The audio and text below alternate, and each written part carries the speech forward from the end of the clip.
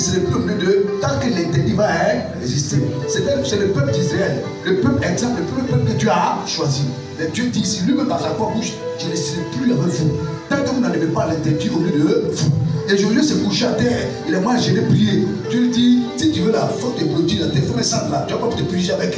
Tant que tu n'as pas d'état, je t'interdis là, je ne serai pas là. Il faut enlever d'abord l'interdit. Amen. L'interdit pour certaines personnes, Dieu a choisi certaines personnes. Depuis le fond de la main, il a pris pour dire, toi ma fille, toi mon fils, dans ta vie là, tu as peut-être 50 ans sur la terre, dans tes 50 ans, dans tes 40 ans, je vais prendre 1 an ou 1 an et demi, ou les 1 an et demi, le monde va t'oublier. Parce que tu travailleras que pour moi. C'est-à-dire que tu serais esclave pendant 1 an et demi pour ma maison. Mais en fait, ton esclavage, ce n'est pas une véritable esclavage, c'est parce que tes parents sont vendus et ils t'ont vendu dans le monde spirituel. Donc en passant 6 mois, 7 mois, 1 an dans ma maison, comme une esclave, là, tu seras en train de briser comme ça les barrières.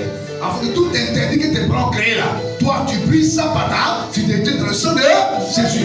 Mais quand il dit aux gens, Dieu t'a appelé, qu'est-ce qu'il te demande de faire pour t'en sortir, il tout se foutait, il n'a pas de problème pour ça.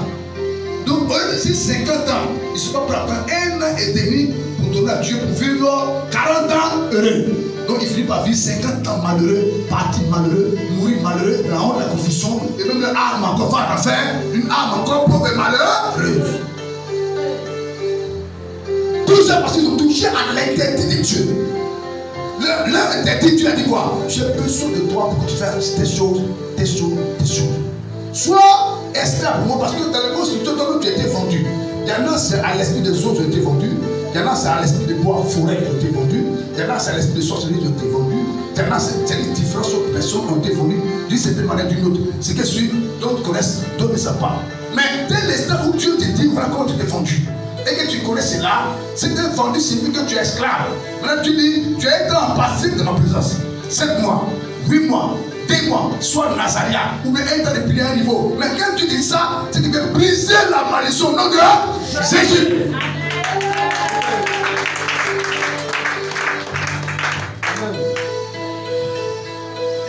Parce que quand Jésus t'a racheté, c'est que tu étais vendu.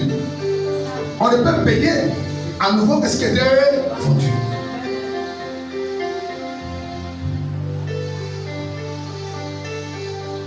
Josué, ce n'est pas la peine de te coucher. Lève-toi, il y a une chose d'abord. Qu'est-ce que dis à mon peuple d'enlever au milieu de vous l'interdit. Le péché qui est là, ce qui est négligence, ce qui ne peut pas faire que je n'aime pas. J'ai dit à ma fille de se comporter ici. J'ai dit à mon fils d'être ici. J'ai dit à ma fille d'être ici. Mais si ce comportement adéquat n'est pas là, moi je n'agirai pas.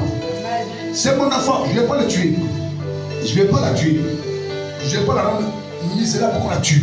Mais tout ce qu'il faut pour elle, pour qu'elle soit dans ma gloire, pour qu'elle soit honorée, il soit honoré, il n'y aura pas ça. Josué était là, il était bel et bien vivant, en bonne santé, le peuple était là. Mais avec du quoi? Là, Jérémie, là, il avait parlé d'un chemin. Là où tu veux partir pour voir la gloire, pour la Canaan qui est la bénédiction, qui est la grâce, qui est la restauration, qui est l'élévation, le travail, le mariage, et même comme la prospérité, il ne pouvait plus partir. Canaan qui est la santé, qui est la guérison, qui est la restauration, il ne pouvait plus partir là-bas. Pourquoi? Parce qu'il y avait une interdiction. On dit, vous voyez beaucoup de chrétiens sur les églises. Ils vont vivre là, ils cherchent la puissance de Dieu. Et puis là, on arrive pour maison. Vous savez, la parole de Dieu fait des miracles. Lorsque tu ne marches pas sur les interdits de Dieu, quand même tu es à la maison, l'onction te touche là-bas et tu n'as pas de bénédiction. Parce que tu marches sur la parole de Dieu. Tu n'as pas d'interdit de ta vie. Quand tu n'as pas d'interdit, c'est évolution, c'est progression. Dans l'instant où il y a une interdit, Dieu t'arrête là. Si tu vois que ta vie ne évolue pas et que tu as tout en rond et que c'est compliqué, assurément que tu fais quelque chose qui est une interdit devant Dieu. Et dès que tu répéteras ça, Dieu aussi va t'arrêter pour t'attendre. Juste à ce que tu enlèves sur ta vie avant qu'il agisse.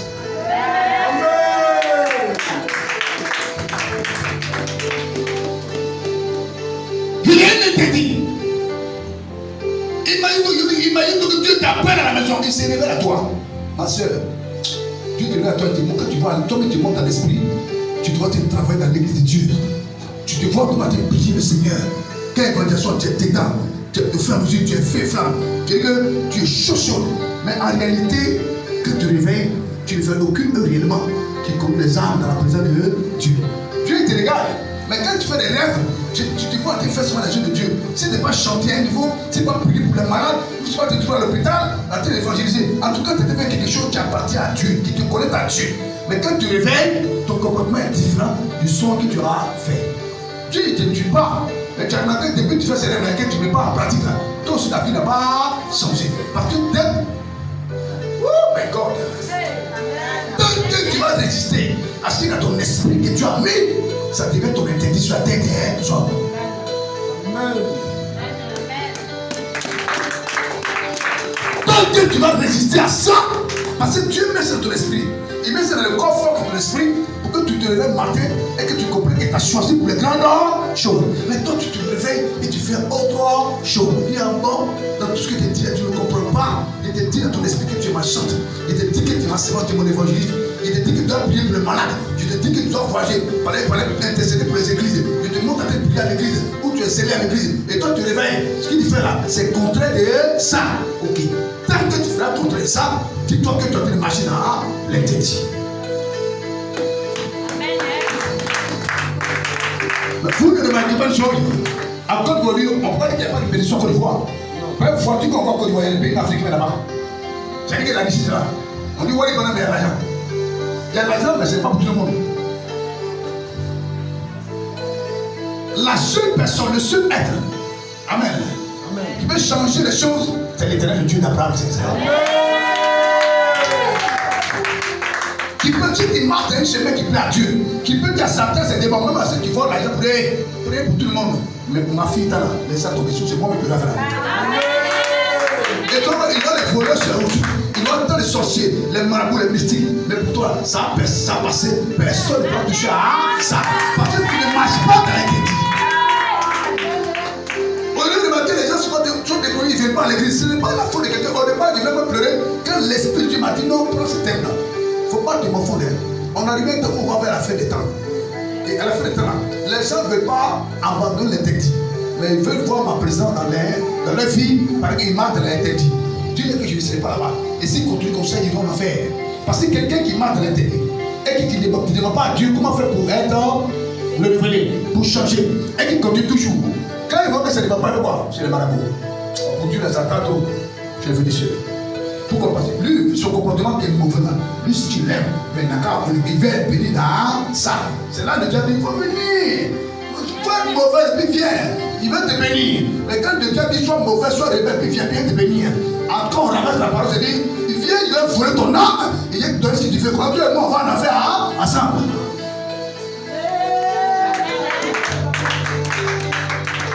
Et comme les chrétiens ne veulent pas discernement, ils disent non, moi je vais m'en sortir pour un train.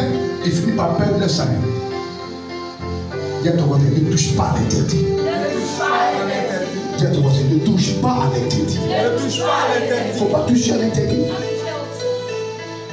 Ne touche pas à l'interdit. Il y a des choses que Dieu te demande de faire.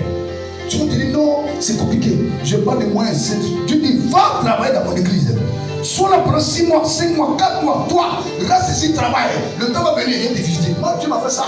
Et même va à l'église, j'ai fermé la porte, tout les marchons à l'église.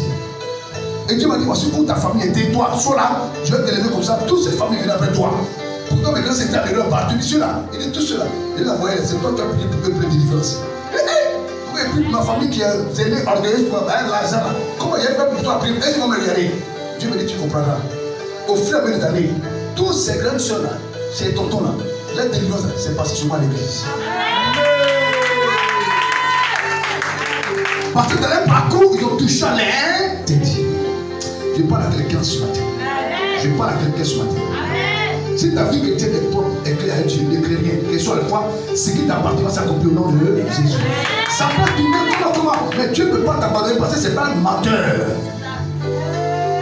Il n'est pas un homme pour se départir. Quand tu te parles de la persévérance, il accomplit ce qui t'a dit au nom de Jésus. Parce qu'il est l'éternel des armées. Le Dieu puissant d'Israël. Le combat, c'est ça. Il faut payer le prix pour s'en sortir. On est né pour payer le prix. Il ne faut pas toucher à l'interdit. Il ne faut pas toucher à l'interdit. Il ne faut pas toucher. touché à l'intérieur. Dieu dit, ils ont touché à ce que j'avais interdit. S'ils n'avaient pas ça au lieu de moi, Dieu là, ils ne verront pas là-bas. Un grand peuple comme le peuple d'Israël.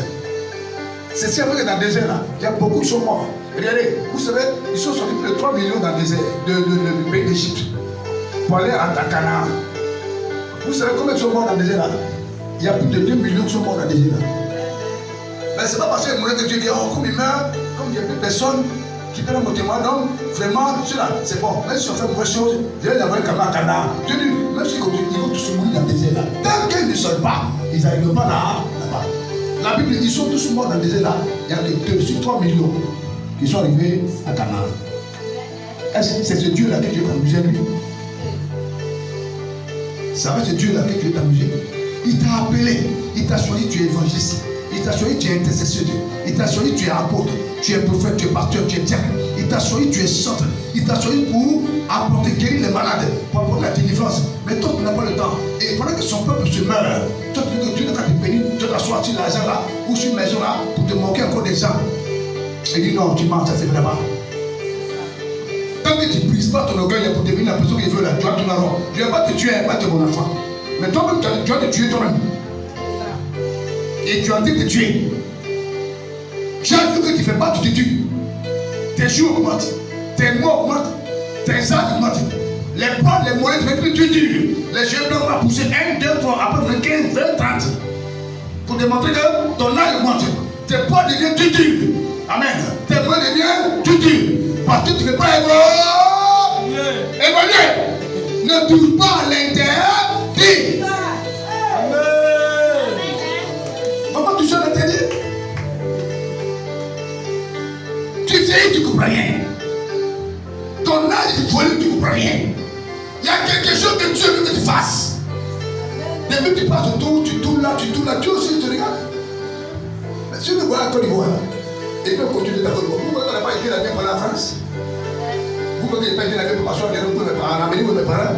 Ça c'est facile ça. C'est la chose la plus facile pour moi ce qu'elle demande. Mais je sais que même si ma volonté me dit, si tu laisses ma volonté et que tu vas t'asseoir là-bas, ceux qui sont là-bas, ils vont mourir pour un affaire là. C'est-à-dire que la même affaire là, il n'y a pas d'affaire là-bas. Il y en a qui fuient de Dieu sur l'Europe. Ils sont dans les droits de boubou. Oh, tu sais, avec Paris. Dieu dit même Paris, il y a affaire là-bas. Pendant que tu peux blaguer les gens sur la terre, les gens tu ne peux pas de blaguer. Même à Paris, il y a pas d'enfer là-bas. Même en Amérique, il y a pas d'enfer là-bas. Partout dans les terre là, il y a pas d'enfer là-bas. Mieux vaut m'obéir pour que je fasse la gloire de mon nom, sa vie, que tu me désobéir en faisant ce que tu veux. Je vous dis, ne touchez pas à l'interdit.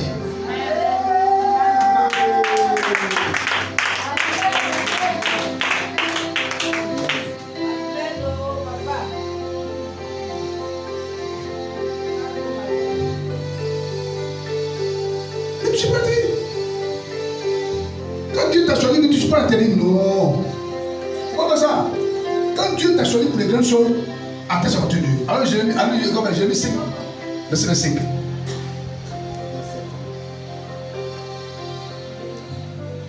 Jérémie 5. Verset 5. Verset 25. Alléluia. Jérémie 5, le verset 25. C'est à cause de vos iniquités que ces dispensations n'ont pas eu lieu. Ce sont vos péchés qui vous privent de ces biens. Il faut le prendre encore. Il n'a pas compris. C'est à cause de vos iniquités que ces dispensations n'ont pas lieu. Ce sont vos péchés qui vous privent de ces biens. C'est-à-dire qu'il y a un péché. D'autres, c'est la négligence. D'autres, c'est la rébellion. Il y a plein ici que Dieu a appelé. Ils sont plus 7, 8. On n'a pas besoin de 150 millions de personnes pour faire la volonté de Dieu. On a besoin d'avoir un cœur décidé, un cœur déterminé pour triompher de Satan et ses démons. Mais avec Jésus, il a fallu 12 personnes pour vaincre le monde. C'est ça qu'il a été. Autant Noé, il a fallu Noé et sa famille 8 personnes pour vaincre le diable, le monde pour sortir là. Dieu n'a pas besoin de la quantité, Dieu a besoin de la qualité. Alors si Dieu a voulu que tu sois là, c'est parce que quelque part tu fais partie de la qualité. Mais il ne faut pas tuer maintenant cette qualité-là qui est en toi. Parce qu'en tuant cette qualité, tu te tues toi-même. Jérémie 18, verset 9, 10. Il le comprend. Oui, le secret de la bénédiction, il le comprend. Il y a pas non, est-ce que Dieu va pas bénir? Il va dire pourquoi. Il va dire, je ne sais pas pourquoi je ne suis pas béni. Je ne suis pas restauré. Pourquoi Dieu ne me vise pas, ne m'accorde pas ce qu'il faut depuis le prix. Lui-même il va parler. Elle-même, il dit quoi? Jérémie 18, le verset 9 à 10. Et soudain, je parle. Dieu dit, et soudain, je parle. Sur une maison, sur un royaume, de bâtir, et de planter. Voilà deux personnes qui sont à part de cela. Ils doivent bâtir, ils doivent planter. C'est-à-dire, ils doivent s'organiser pour la parole de Dieu. Ils doivent se sacrifier pour l'avancement, pour la croissance de Dieu. Petit comme grand, riche comme pauvre, mais tout le monde doit se mobiliser. Donc Dieu dit cela, c'est un message qu'il a pas, oui. Amen. Oui. Mais si cette nation, si cette personne-là fait ce qui est mal à mes yeux, c'est-à-dire elle fait ce qui est mal, mais quel mal, allons-y. Et n'écoute pas ma voix, n'écoute pas la voix de Dieu, je me répands du bien que j'avais prévu, j'avais eu l'intention de lui faire. Ça, c'est pas nous qui parle effectivement. Il va te dire de le comprendre. Parce que la Bible, ça parle. Il n'y a pas fait de bien prêcher. Quand ça parle, quand tu écoutes, tu sais que tu as compris, c'est bon pour toi. Si tu n'as pas compris que tu joues les musclés, ça c'est ton problème. C'est lui qui a compris, il sait ça, son cœur, il est dans la maison, il sait ce qu'il faut faire. Réponds à l'écriture, réponds à la lecture.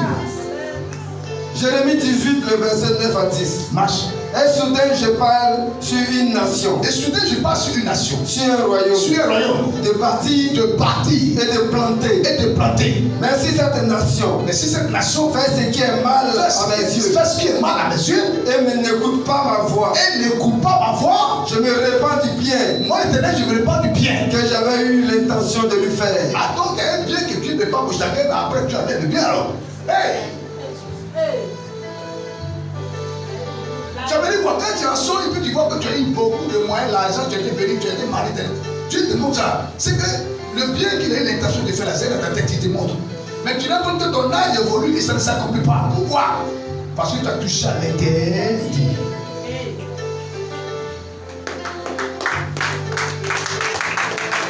Tu ne veux pas que la mort s'approche, Dieu s'approche pour amener la mort. Mais à part ça, ta vie ne change pas. C'est son enfant, il ne peut pas permettre de sorcier de tuer. Donc, c'est là, le droit de mort là, il ne passe que ça, il avait ça. Mais à part ça, ton âme souffre. Parce que tu as touché à l'éternité.